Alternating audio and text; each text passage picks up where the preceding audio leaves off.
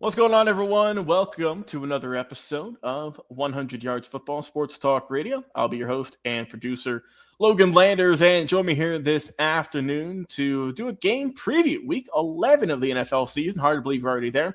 This is going to be a solid matchup, I think, between the 4-6 Cincinnati Bengals going up against the 6-3 Los Angeles Chargers. This game is going to be played on November 17th. At 8:20 Eastern. That is going to be live on NBC. Jay, interesting two teams here. The Bengals are 4-6, but I'll tell you this, man, they haven't really played like a 4-6 team. No, not at all. Not at all. And how do you see this one shaking out, man? Do you think Cincinnati will finally break through and get that win that they've been kind of hoping for all season, or you think Los Angeles will honestly kind of surprise team? I didn't think the Chargers would be this good this year. I can be the first to admit this. I believe me and you did the team preview for them, and we thought they would maybe be bottom of the barrel in terms of the AFC West, but they have looked great this year. Credit to them. Yeah, I'm glad that Vincent Turner over at 100 Yards of Football chose this game for us to talk about, because this game does have some really good implications. You got the Bengals at 4-6, but like you said, they played a lot tougher than just that 4-6 reflects. Mm-hmm. This is a team that's in the hunt, right? They're trying to get in that wild card spot and then see what they can do from there. So this game has a lot of weight for what they're trying to do, what they're trying to salvage going into next year. And if they can get into the playoffs, that'd be great going into next year. So this game has a lot of weight for those guys. It also has a lot of weight for the Chargers as well. They're at 6-3. Clearly, they're not going to get number one because that belongs to the Chiefs. Yeah. But they are in a battle for the wild card spot. So you got one team on the verge, one name that's probably in the wild card spot. Both of those people either trying to advance or at least in the Chargers case, stay where they are and be in the wild card hunt. So this game has a lot of weight. Joe Burrow at 246 completions to 358 attempts, right at about 2,680 on the yardage, 24 touchdowns and 4 picks. That's a hell of a good stat line. Going up against Justin Herbert at 159 completions of 241 attempts at almost 1,900 yards at 11 touchdowns, but only 1 interception, which that touchdown to interception ratio is what makes Justin Herbert look appealing to me. But 24 damn touchdowns to only 4 interceptions, that ratio, that also is extremely appealing to me. And then you got Chase Brown taking over for Zach Moss, who's injured. He's a great guy. He can catch the ball out of the backfield. It's almost like a Kevin Falk was for the New England Patriots, except he can run the ball at a pretty good rate. At 118 carries, at 521, 5 touchdowns, at 4.4 yards per carry. Now, mind you, 4.4, but he can catch the ball out of the backfield. So that yards per scrimmage is amazing. Then you look at J.K. Dobbins, who is kind of right there with Gus Edwards for the Chargers at 141 carries, 670 yardage, 141. I wrote that twice. What the hell was I thinking? I must have been drinking. 141 carries at 670 yards at 6 touchdowns. That's a 4.7 yards per carry. Now, mind you, there's kind of a double-headed monster there. You got Gus Edwards he was actually the number 1 leading rusher in the game previous that just came by. I forget who it was, but he was actually the leading rusher in that game. So Gus Edwards and J.K. Dobbins, they kind of go back and forth in terms of who's got the higher yardage. So keep that in mind. That's a good 1-2 combination over there. And then we look at the receivers. You got Jamar Chase at 66 at 981 yards at 10 touchdowns, which who would say anything less than Jamar Chase? It's Jamar Chase. Yeah. That's all we need to say. To McConkey, who's got 57 at 492 and 4 touchdowns. Now, here's the thing. Chargers got Palmer and McConkey. They got some all right receivers. Not great, not elite. They got some okay receivers over there. But Justin Herbert is doing great things with those guys, okay? And he's put them in good position. When you look at the Bengals, obviously T. Higgins is still battling that injury, so he's still questionable going into tomorrow or going into this game. So we don't know if we're going to get T. Higgins or not. Most likely, I always say if it's questionable, we're probably not going to have him, and we're going to go on that contingency. So what does the Browns have really? Now, Chase Brown can be a good check down guy. You're going to hope that Jamar Chase can continue to give you those big numbers. But they did come off a loss to Baltimore at 35-34, and anybody who watched that game saw that Bengals team without Higgins played pretty damn tough football. So I don't put anything past this Bengals team. I think they are ready to poised to break out. I think they're waiting to break out. I think the Chargers, who are coming off a 3-game win streak, but the 3-game win streak is Tennessee at 27-17. Not impressive. Then you got Cleveland. Not impressive. And then you got New Orleans, who is stagnant or even intermittent, but not stable. Not impressive as the 3 wins they got. So based on the lackluster of competition on the Chargers side and the lackluster of a good wide receiving core, in my opinion, Herbert can't do everything himself. Neither can Dobbins or Edwards.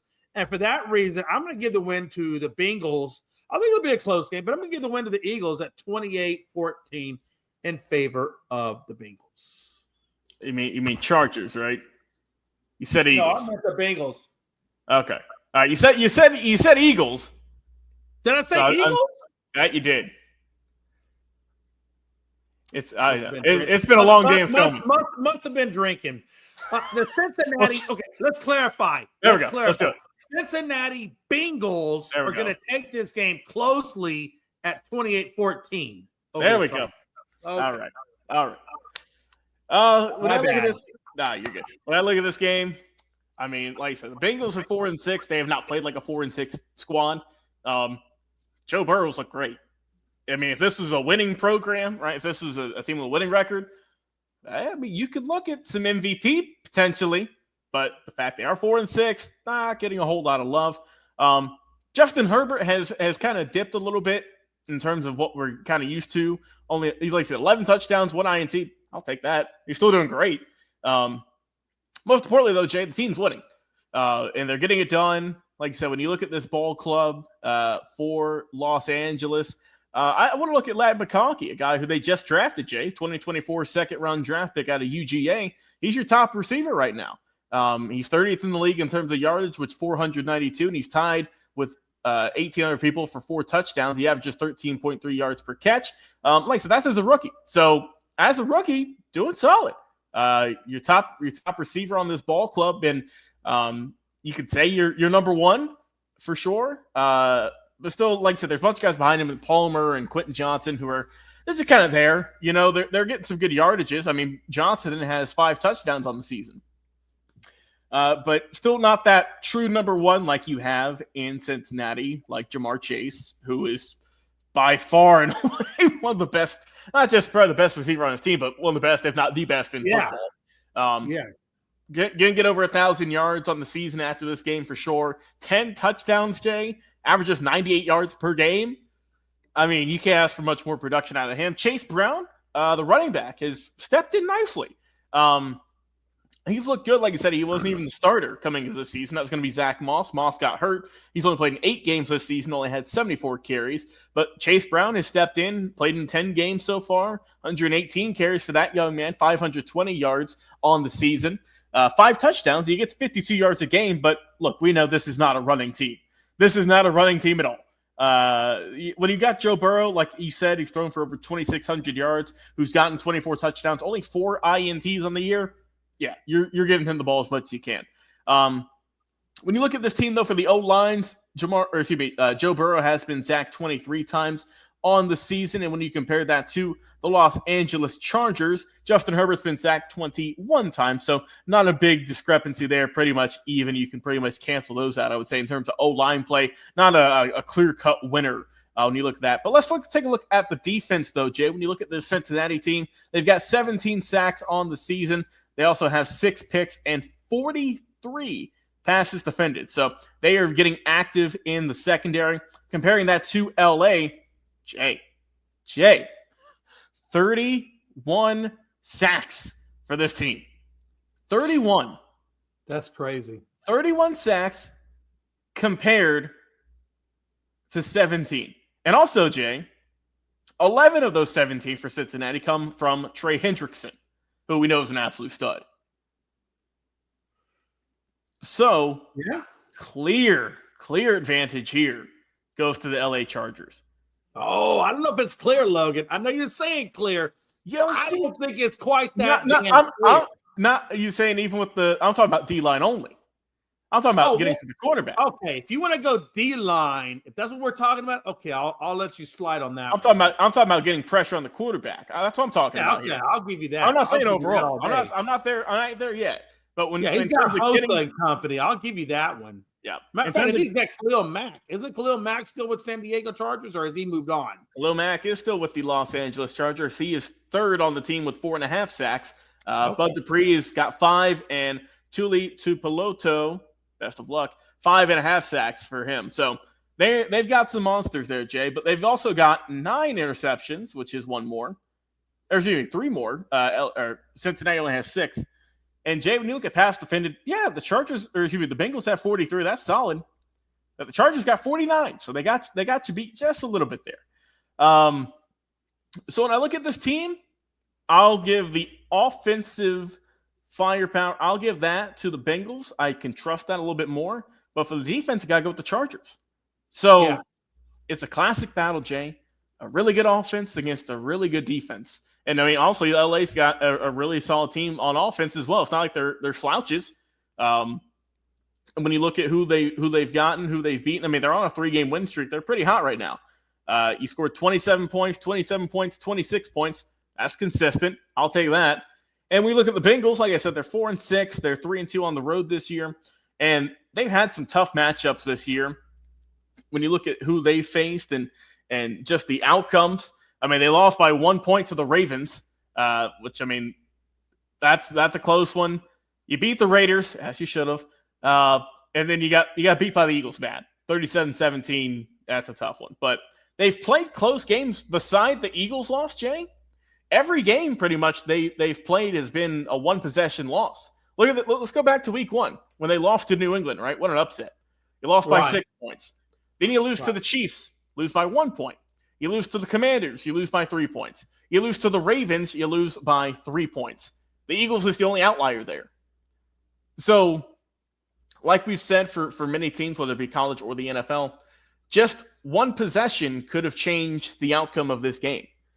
That's why I say the Bengals are a dangerous 4-6 team. They're not, we're getting beat by 30. No, no. This is a team who's still trying to put it all together, Jay. And this is a tough matchup, honestly. I'm excited for this matchup. Glad it's a Sunday night game. This is going to be a barn burner, I think. So when I see this game, I think the Bengals will get on track, pull off the slight upset. I'll go final score in this one. I'll give me the Cincinnati Bengals scoring 28 points and the Los Angeles Chargers 27. 1 point difference. I think that LA will have a good showing, just not quite enough. I think that Cincinnati's offense will break through in this game. Jay, any final thoughts before we wrap things up? Yeah, you must be in a generous ass mood. I am. Give me 1 point differential, but I'm gonna let you have it. If that's what you got, I want a good game, Jay. I'd see the Bengals blowing out the Chargers, but if you got it like that, Logan, we're gonna roll. We're gonna roll with that 1 point differential. We'll see. Like I said, that's Jay's thoughts. Jay thinks it's gonna be a blowout. I think it's gonna be a close game. What do you think? In the comments, Facebook and YouTube. Is it going to be in the middle there? Or are you going to side with me? Are you going to side with Jay? Only way to know is put it on Facebook or YouTube, and we will see it, respond to you. And we appreciate all the continued support. Facebook and YouTube, 100 Yards Football, Sports Talk Radio. Always Jay over the Elite Sports Entertainment Network. Check us out. Doing a lot of good stuff over there. And, of course, Jay, our guest today. I've been your host and producer, Logan Landers. Until next time, everyone,